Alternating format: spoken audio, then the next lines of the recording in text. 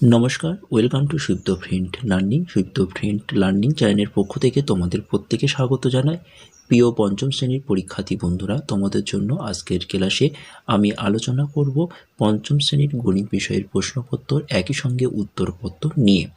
বন্ধুরা, পঞ্চম শ্রেণীর প্রথম পর্যায়ক্রমিক মূল্যায়নপত্র 2026 বা ফার্স্ট ইউনিট টেস্টের এই প্রশ্নপত্রটির উত্তর সহ আজকের ক্লাসে আমি সম্পূর্ণ আলোচনা করতে চলেছি। তাই অবশ্যই ভিডিওটির মনোযোগ দিয়ে প্রথম থেকে শেষ পর্যন্ত ভালোভাবে দেখে নিতে হবে। একই সঙ্গে চ্যানেলে নতুন হলে অবশ্যই চ্যানেলটিকে সাবস্ক্রাইব করে নিতে হবে। তাহলে চলো শুরু করা যাক। নাম্বার 1, নির্দেশ অনুযায়ী নিচের প্রশ্নগুলির উত্তর দাও। 1 গুণ 6 সমান 6।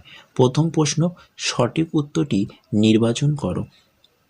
ভাজক ভাগশেষের সঠিক সম্পর্ক হলো ভাজক লেস দ্যান ভাগশেষ, ভাজক সমান ভাগশেষ, ভাজক গ্রেটার দ্যান ভাগশেষ। তো এখানে সঠিক উত্তর হবে ভাজক গ্রেটার দ্যান ভাগশেষ। আমরা জানি ভাজক ভাগশেষের থেকে বড়। নাম্বার খ, 3, 9, 1, 0, 5 এই 5টি সংখ্যা দিয়ে গঠিত 5 অঙ্কের বৃহত্তম সংখ্যাটি লেখো। এখানে সঠিক উত্তর হবে 95,310। নাম্বার গ, শূন্যস্থান পূরণ করো। দুটি পরস্পর মৌলিক সংখ্যার গসাগু ড্যাশ। সঠিক উত্তর হবে 1।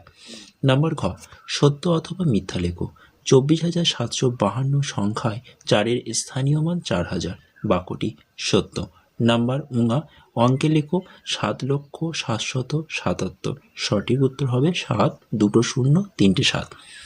নাম্বার চ, 1, 2, 4 এর মধ্যে ক্ষুদ্রতম সংখ্যাটি লেখো। সঠিক উত্তর 1।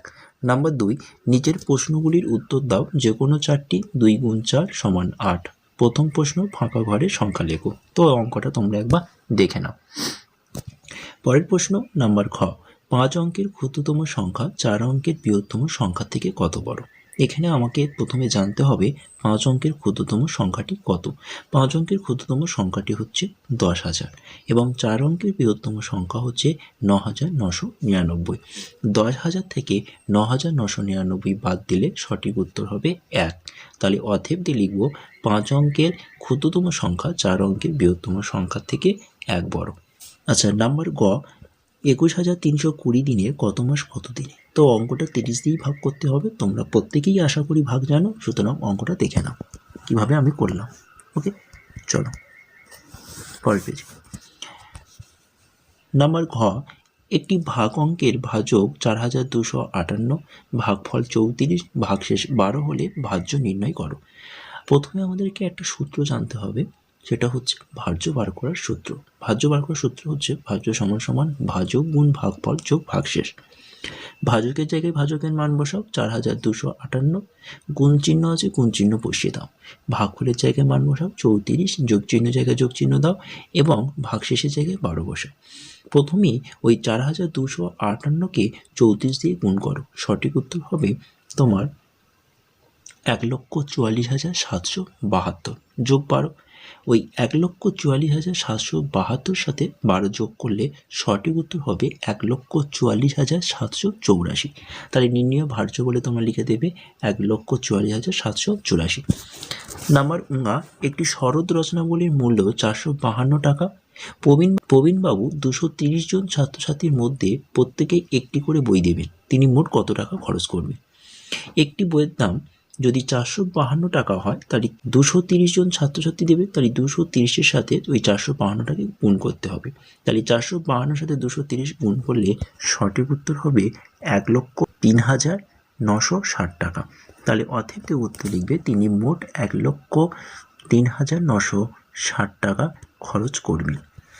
নিচের প্রশ্নগুলির উত্তর দাও। যে কোনো দুটি। 3 গুণ 2 সমান 6। প্রথম প্রশ্ন, একজন ফল ব্যবসায়ী 20 টাকা দামে 2,576টি তরমুজ কিনেছে এবং প্রতিটি তরমুজ 24 টাকা করে বিক্রি করলেন। তিনি মোট কত টাকা তরমুজ কিনেছেন। দেখো, 2,576টি তরমুজ কিনেছে কত টাকায় না 20 টাকায়। তাহলে প্রথমে 2,576কে 20 দিয়ে গুণ করলে সঠিক উত্তর দাঁড়াবে 51,520। ওই একই তরমুজ তিনি 24 টাকায় বিক্রি করলেন। তাহলে 2,576 সাথে 24 গুণ করতে হবে, তাহলে সঠিক উত্তর হবে 62,824। তারপর তিনি কত টাকা লাভ পেয়েছে, মানে তিনি তরমুজ বিক্রি করে মোট কত টাকা বেশি পেলেন। তাহলে ৬২,৮২৪ থেকে ৫১,৫২০ বাদ দিতে হবে, অর্থাৎ বিয়োগ করতে হবে। তাহলে বিয়োগ করলে হবে ১১,৩০৪ টাকা। তাহলে সঠিক উত্তর লিখে নেবেন যে তিনি মোট ৫১,৫২০ টাকা দিয়ে তরমুজ কিনেছেন, তিনি তরমুজ বিক্রি করে মোট ৬২ এবং তিনি তরমুজ বিক্রি করে মোট ১১,৩০৪ টাকা বেশি পেলেন। পরের প্রশ্ন নাম্বার খ, শ্যামলবাবু ৬ মাসের আয় দিয়ে ৮ মাসের সংসার খরচ চালান। শ্যামলবাবুর মাসিক খরচ ১৮,০০০ টাকা হলে মাসিক আয় কত? তাহলে প্রথমে দেখো, তিনি ১ মাসের খরচ করেন ১৮,০০০ টাকা, তাহলে ৮ মাসে কত টাকা খরচ করেন? তাহলে ১৮,০০০ গুণ ৮ গুণ করলে হবে ১,৪৪,০০০। ওই ১,৪৪,০০০কে ৬ দিয়ে ভাগ করব, ভাগ করলে সঠিক উত্তর হবে ২৪,০০০। তিনি তার মাসিক আয় তাহলে কত হবে? তাহলে তিনি তার মাসিক আয় হচ্ছে ২৪,০০০ টাকা। পরের প্রশ্ন নাম্বার গ, ৫,২৭৯ গুণ ২৯ একটি বাস্তব সমস্যা তৈরি করো, এর সমাধান করে উত্তর নির্ণয় করো। তো এই প্রশ্নটা তোমাদের জন্য দিলাম, তোমরা অবশ্যই বাড়িতে এই প্রশ্নের উত্তরটা তোমরা নিজেরাই করো। আজকের ক্লাসটি এখানে শেষ করছি। ক্লাসটি ভালো লাগলে অবশ্যই ভিডিওটি তোমাদের বন্ধুদের কাছে বেশি করে শেয়ার করে দেবে। চ্যানেলে নতুন হলে অবশ্যই চ্যানেলটিকে সাবস্ক্রাইব করবে।